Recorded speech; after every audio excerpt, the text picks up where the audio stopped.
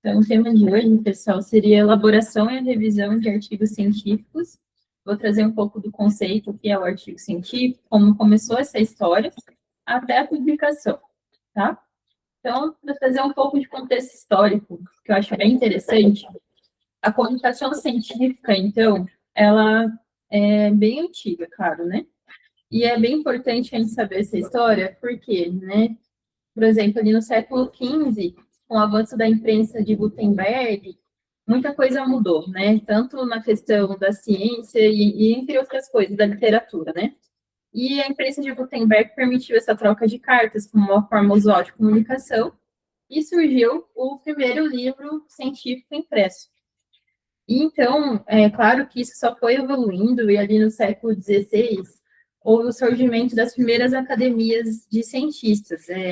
Dependendo da literatura que você encontra por aí, você pode ver que os primeiros cientistas, eles foram, ao mesmo tempo que apoiados pela igreja, ali pelo cristianismo, a igreja católica na época, então a igreja financiou bastante a universidade, teve esse crescimento da ciência com essa ajuda da igreja, porém, ao mesmo tempo, também existiram tensões teológicas entre os cientistas das igrejas, né?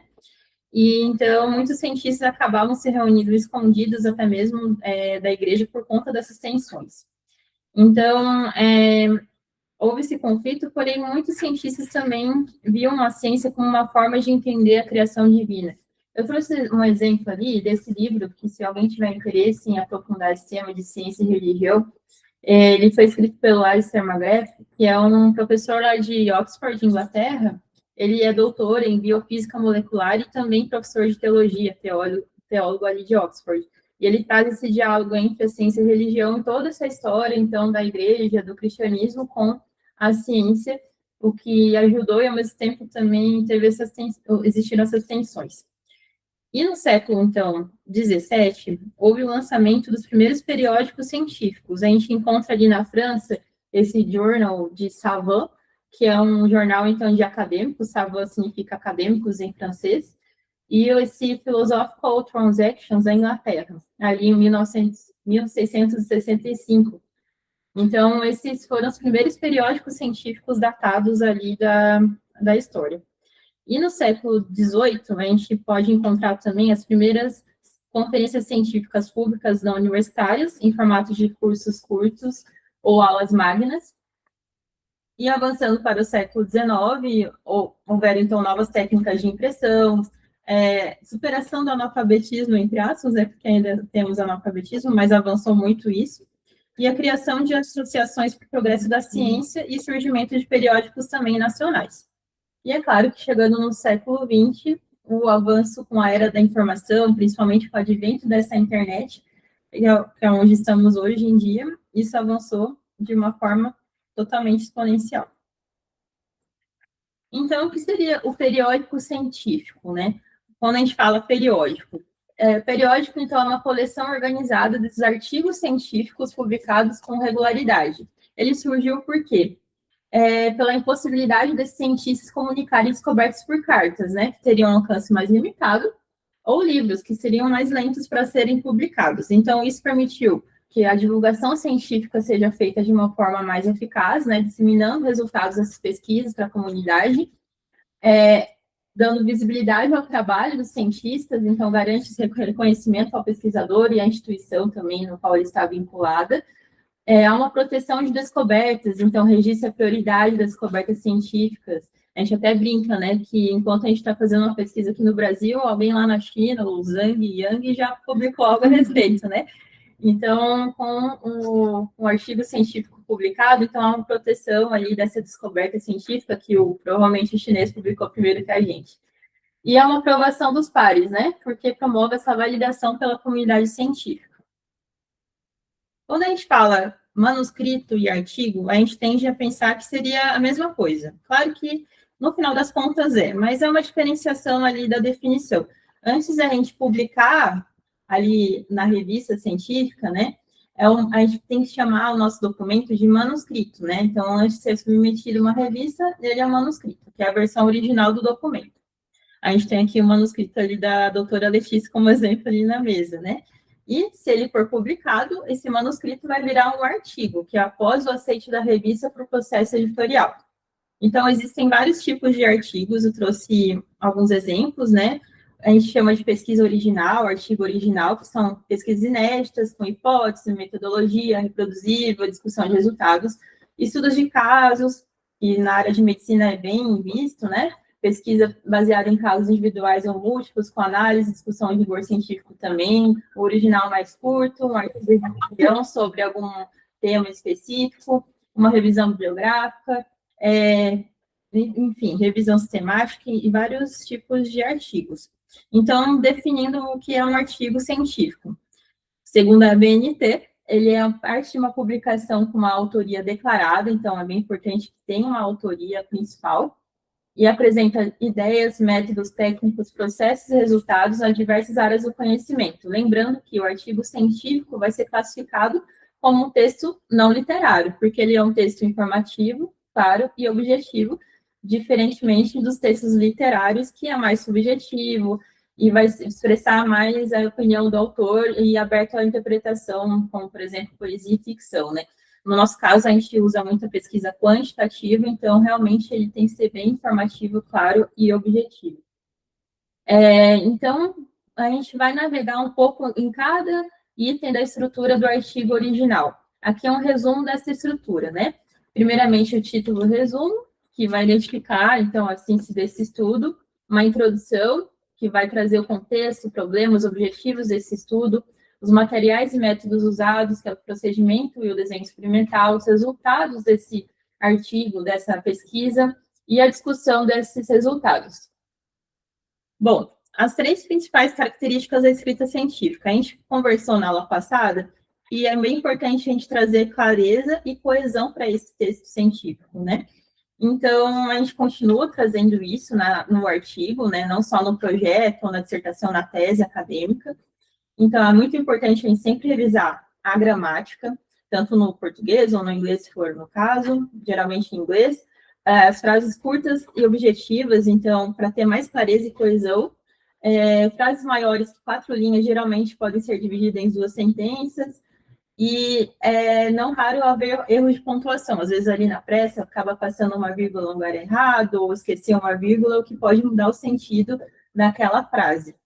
E, então, eu recomendo muito fazer um exercício de leitura em voz alta, além de ter mais de um revisor para analisar esse artigo, né? Porque, às vezes, nosso olho vicia, a gente não vê aquele erro.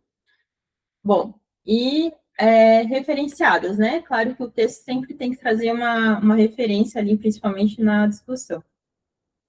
Então, quando a gente fala de título e resumo, eu trouxe a frase vendendo o peixe, porque é ali que vai ser as pessoas, quando pegar o nosso artigo, a primeira coisa que ela vai ver vai ser o nosso título e o resumo, né? Muitas vezes a pessoa nem vai chegar no resto, só vai ler o resumo para ver o que é aquele artigo, para depois, se interessar, ver o detalhe de tudo, né? Então, a gente tem que vender muito bem esse peixe no título e no resumo.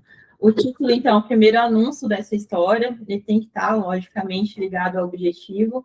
O resumo deve conter, então, a motivação, o método como foi realizado, os resultados que foi obtido e a discussão, a interpretação dos resultados. De acordo com a norma de cada revista científica, ele vai ter um tamanho específico, mas geralmente é um tamanho padrão de até umas 300 palavras.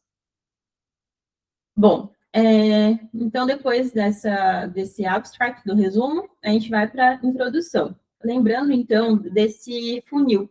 É bem interessante a gente pensar nesse funil na hora de escrever a introdução, porque ela tem que partir de uma contextualização ali, que é a base do funil, que vai colocar o problema em um contexto mais geral, que vai introduzir esse tópico, vai conceitualizar esse problema, né, o que as pesquisas prévias mostraram ou não sobre essa lacuna no conhecimento, qual o problema a ser resolvido, e se existem outras soluções, qual a sua principal limitação que você espera alcançar. Então, vai ser esse pico do funil.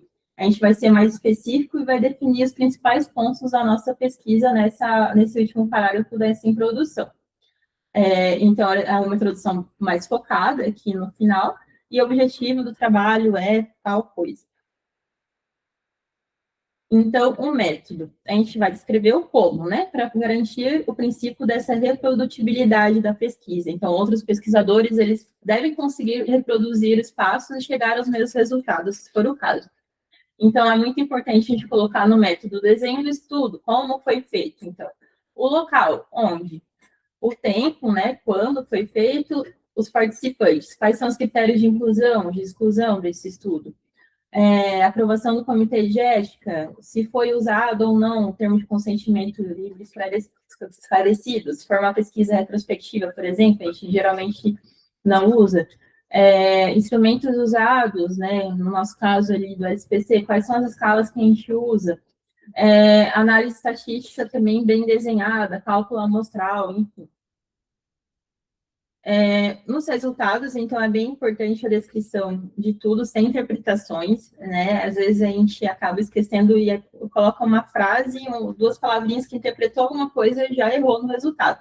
Então, tem que ser só descrição e uma ordem lógica e clara, tá? Então, é bem importante também o uso de gráficos, figuras e tabelas que vão ser legíveis, claros e justificados pela lógica da pesquisa para ajudar na interpretação dos resultados posteriormente, né? E nenhum elemento deve flutuar no texto sem ser anunciado. Então, a gente deve colocar todos os resultados, não colocar um resultado nada no texto.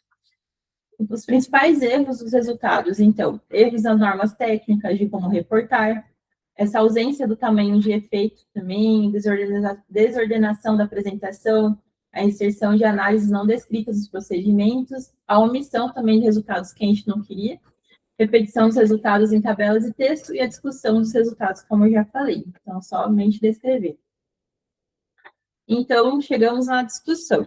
A discussão, ela vai recapitular, então, o tópico e principais achados do estudo.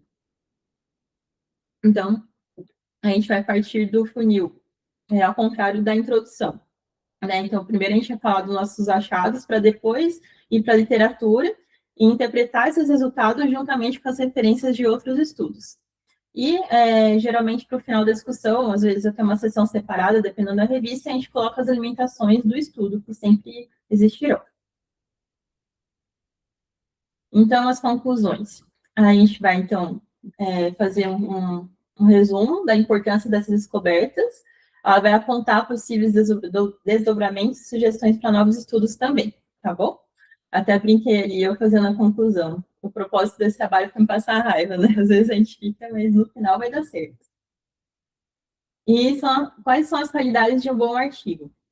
Né? Então, há 3 dimensões principais aqui que eu trouxe para essa qualidade existir. A qualidade, então, da ciência como um todo, né? Há um mérito científico, a consistência na hipótese, no objetivo, no método, na literatura, na discussão e resultados. Na qualidade da apresentação, então, uma estrutura bem definida, uma escrita, né, clara, coesa, figuras e tabelas de qualidade, uma linguagem científica, obviamente, e dentro das normas da revista de escolha. E a conduta do pesquisador é muito importante também, né? Essa integridade na pesquisa, observação às boas práticas, então, evitar o plágio, manipulação de dados, fraude ou conflito de interesse, que deve ser descrito também. Então, como que eu escolho uma revista científica para publicar esse artigo? Quanto mais adequado, então, for a revista, maior a chance de dar certo, né? Claro. Então, é bem importante a gente ver qual é o escopo, qual é o objetivo de cada revista científica e as instruções específicas da revista para os autores, né? Então, procure revistas da sua área, né? Busque nas próprias referências ali do artigo principal, que é do seu, né, que você usou para o seu trabalho, para escrever o artigo. Quais são as revistas que eles publicaram? Será que elas têm boa qualidade, um bom fator de impacto? Será que essa revista é indexada também? Ou seja, ela tem cadastro em base de dados conceituadas, que traria mais qualidade e mais impacto, então, científico para a sua pesquisa? Então, são fatores que a gente deve levar em consideração ao escolher a revista. Aqui, então, as etapas essenciais para publicar o artigo, né? Claro que a gente falou muito agora da preparação, e na fase de submissão, o que acontece? Então, a gente vai fazer o texto, o manuscrito, né, de acordo com as normas da revista, e vai anexar vários documentos. Por exemplo, carta de submissão, que é chamada de cover letter também, e depois que a gente submeteu ali para a plataforma da revista a uma avaliação editorial inicial, o editor principal e a equipe editorial vai verificar a qualidade, se realmente aquele trabalho está no escopo daquela revista, a originalidade do artigo, resultando numa rejeição já no editor, ou ele vai aceitar. O editor e a equipe aceitando vai passar adiante para avaliação pelos pares. Então, esses manuscritos eles vão ser aceitos e vão seguir para os pareceristas em processo. Então, aqui é um modelo de cartas de submissão, que a gente geralmente submete junto com o manuscrito. E a revisão por esses pareceristas. Geralmente, essa revisão é feita duplo cego, ou seja, é um anonimato mútuo entre os autores e os avaliadores, tá? Isso vai reduzir um viés de favorecer avaliações e vai favorecer avaliações mais justas e imparciais. Se uma revisão aberta, que todo mundo conhece a identidade dos autores e avaliadores, a gente favorece muito esse viés, né? E pode inibir críticas por receio de exposição.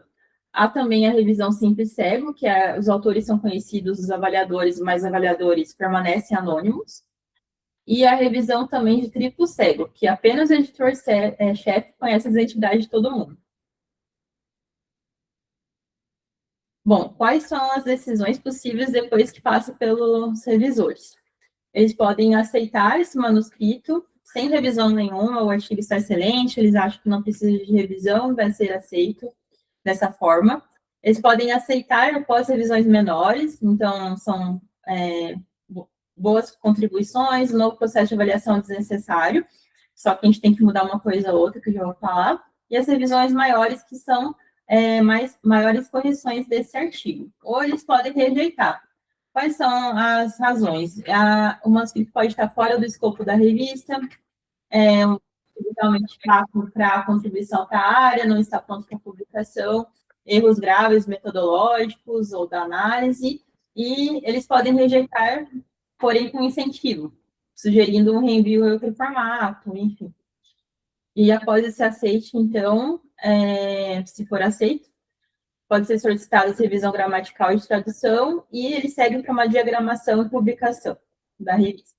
Então, como que a gente responde às revisões desses pareceristas, né? Até trouxe aquela figura ali que parece realmente uma corrida onde vários pareceristas estão ali prontos para bater na gente, né? Mas a gente tem que mudar esse mindset, esse pensamento de que estão criticando de forma destrutiva e enxergar como uma oportunidade de fortalecer o artigo e realmente ver quais são os pontos a ser melhorados. Então, uma resposta bem estruturada demonstra um rigor científico e respeita esse processo editorial. Como eu disse, revisão menor, são alterações pontuais, de clareza de alguma coisa que não ficou bem descrita, ou pequenas inconsistências ali no método, nos resultados, e uma revisão maior, que ele pode sugerir, então, novas análises estatísticas, reestruturação total de alguns da introdução, da discussão, enfim, de novos dados. Então, como dica, a gente tem que responder a cada comentário ponto a ponto, de forma clara, de forma objetiva, agradecer as sugestões, né, mesmo que a gente não incorpore essas sugestões e refutar de forma educada, como sempre, e usar ferramentas de controle de alterações ali no documento para eles saberem em que ponto o manuscrito foi alterado ou não. Então, aqui é o modelo inicial de uma carta-resposta ao parecerista, claro que em inglês, mas então a gente só faz um agradecimento geral e começa. Revisor 1, a gente agradece e vai para cada pergunta que ele fez e responde pontualmente. Então, é isso. Obrigada e bora publicar.